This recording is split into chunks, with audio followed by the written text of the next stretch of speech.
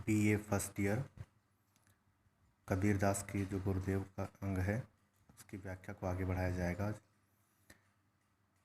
हम 5वीं पंक्ति से आज व्याख्या करेंगे।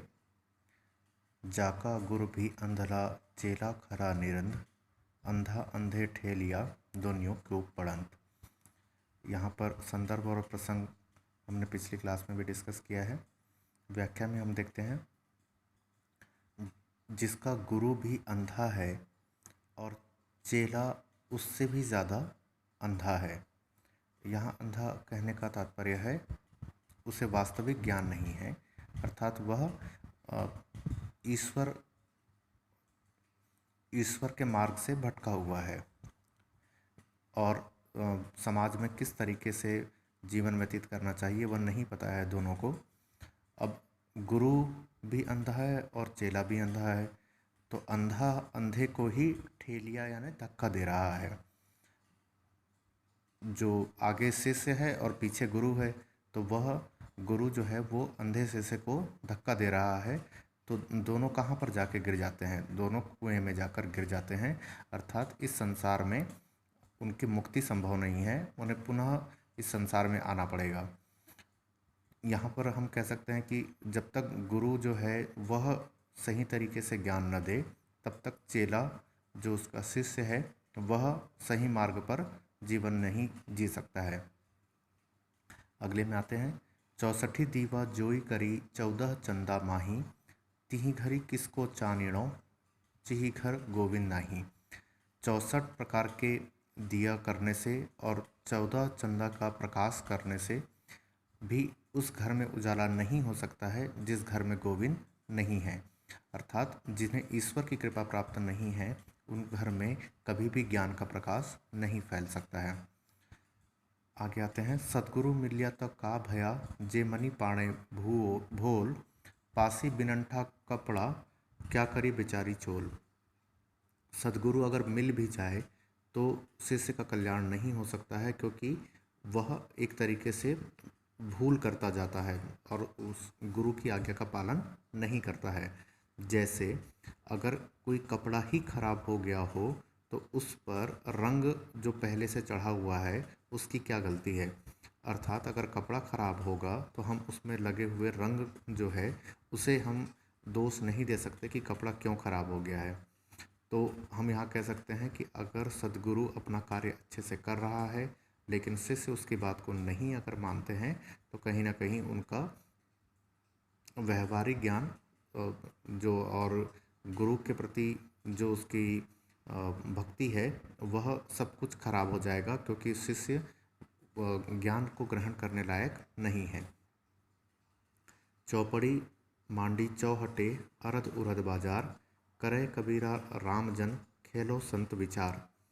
यहाँ योग से संबंधित कुछ शब्दावली है। चौपड़ एक खेल होता है जिसमें पासे से फेंक कर खेला जाता है। हम महाभारत में उसे देखे भी हैं, शकुनी वाला जो, और कौरव और पांडव के भी जो खेल होता है उसे चौपड़ का खेल ही कहते हैं। तो चौपड़ को हमने बाजार के चौराहे पर रख दिया है और आगे और पीछे दोनों बाजार लगे हुए हैं। और कबीर कह रहे हैं कि अब जो संत हैं वह इस खेल को खेलेंगे और संसार में जो भी गतिविधि चल रही है उस पर विचार करेंगे। यहाँ योग से संबंधित शब्दावली है अरध और उरध, चौहट।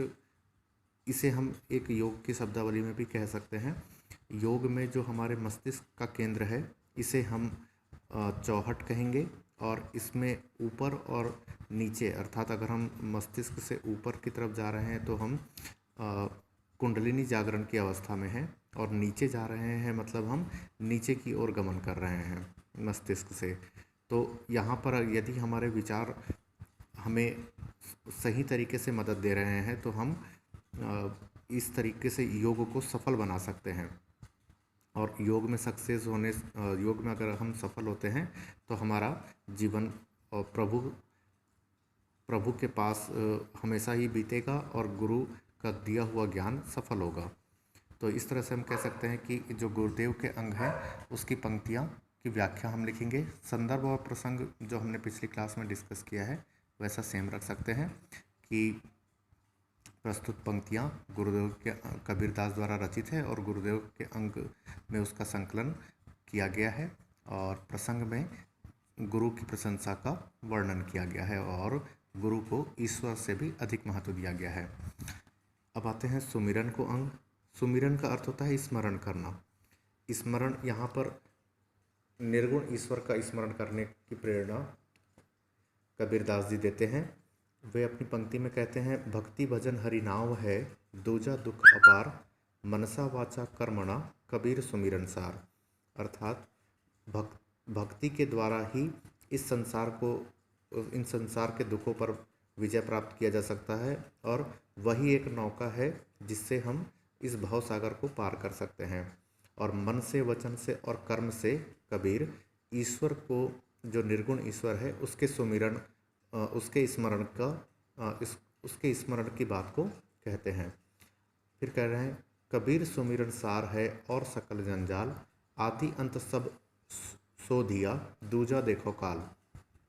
कबीर कहते हैं ईश्वर का स्मरण करना ही एक तरीके से निष्कर्ष के रूप में है और बाकी और समस्त जो संसार में चीज़ें फैली हुई हैं उसमें व्यक्ति विषय और मोह में फंसकर जंजाल में फंस जाता है।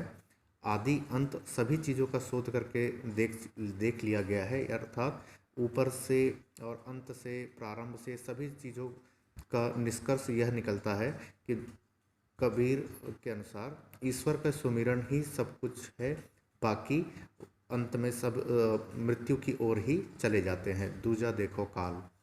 पांच संगी पीऊ पीऊ करें, अगला है, पांच संगी पीऊ पीऊ करें, छठा जो सुमिरे मन, आई सूती कबीर की माया राम रतन। अब यहाँ पर पांच संगी जो है वह पांच ज्ञानेंद्रियों की बात की गई है। पांच ज्ञानेंद्रियाँ जो हैं वो जिनसे हम ज्ञान ग्रहण करते हैं, जैसे आँख, नाक, कान, मुंह और त्वचा, ये पांच ज्ञानेंद्रियाँ बताई गई हैं। और जबकि छठी ज्ञानेंद्रिय जो है उसे मन कहा गया है। यहाँ पर संकेत के रूप में पांच संगी कहे गए हैं। अगर पांच संगी जो हैं वह प्रभु के स्मरण में लगे हुए हैं और उनका मन भी लगा हुआ है, तो कबीर कहते हैं कि इसी के माध्यम से हम राम को प्राप्त कर सकते हैं। अगला आता है, मेरा मन सुमिरै राम को, मेरा मन राम ही आही, अब मन राम ही रहया, शीस नवाहों काही। वे कह रहे हैं यदि मेरा मन जो है वह राम को लगातार स्मरण कर रहा है तो मेरा मन ही स्वयं राम हो गया है। और चूँकि अब मेरा मन ही स्वयं राम हो गया है तो मैं राम के समक्ष शीस क्यों झुकाऊंगा, क्योंकि मैं अपने मन पर विजय प्राप्त कर चुका हूँ और मेरे मन और राम जो ईश्वर हैं, निर्गुण ईश्वर, उसमें कोई अंतर नहीं रह गया है। अर्थात मुझे अपनी भक्ति पर पूरा भरोसा है और मैं किसी अन्य के समक्ष अब अपने आप को समर्पित नहीं करूँगा, क्योंकि मैंने स्वयं को ईश्वर के प्रति समर्पित कर दिया है। ओके, धन्यवाद।